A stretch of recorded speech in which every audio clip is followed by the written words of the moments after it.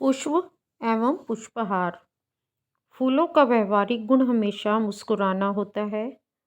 ये स्थायी प्रसन्नता प्रदान करने के साथ साथ ही आसपास के वातावरण में सुवासित खुशबू फैलाते हैं।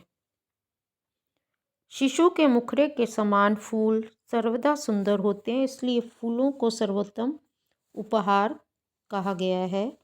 माँ के पूजन में फूलों का महत्वपूर्ण स्थान रहता है। उनको पीले पुष्प विशेष प्रिय हैं। धार्मिक व्यवहारिक ही नहीं, वैज्ञानिक आधार भी यही है। मनुष्य की बीमारियों का मूल हमारा मन मस्तिष्क है। तनाव एवं कुंठाग्रस्त होने से स्नायु तंत्र में रुकावटें पैदा हो जाती हैं, जो बीमारी का कारण बनती हैं। कहने को कह सकते हैं कि छठी इंद्रियां दूषित हो जाती हैं।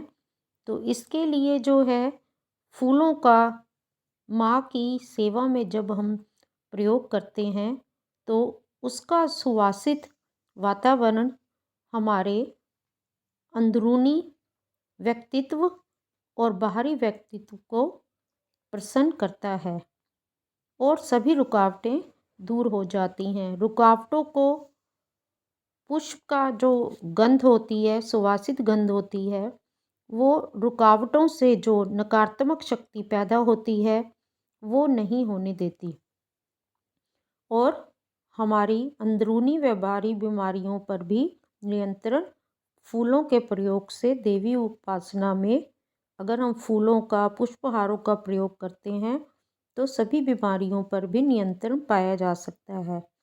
स्नायु तंत्र में रुकावटें मन और मस्तिष्क के कारण नकारात्मक भाव के कारण ही होती हैं। कुछ आदतें ऐसी होती हैं जिनको औषधि सेवन करने से दूर नहीं किया जा सकता है, किंतु फूलों की तकनीक फ्लावर थेरेपी से गलत आदतों का निदान भी संभव है, जैसे ईर्ष्या, स्वार्थ, निर्दयता, डरहीन भावना आदि का निदान फूलों से ही किया जा सकता है।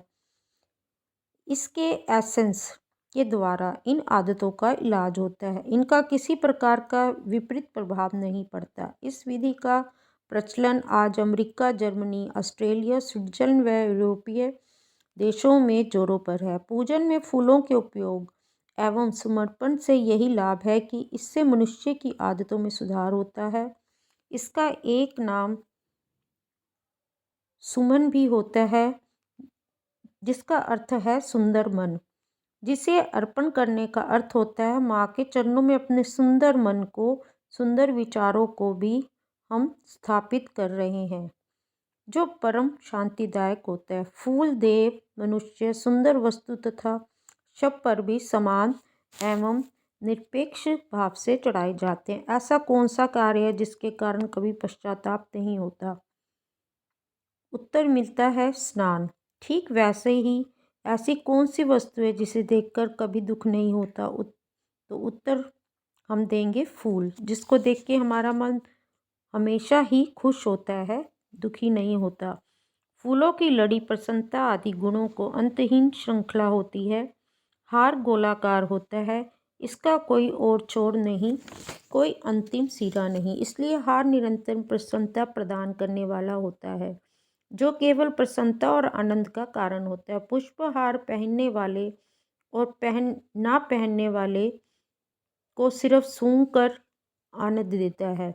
यानी कि पुष्पहार पहनो या देवी के चरणों में चढ़ाओ तो दोनों में ही वातावरण सुवासित होता है और पुण्य फल मिलता है और दोनों को ही आनंदित करता है।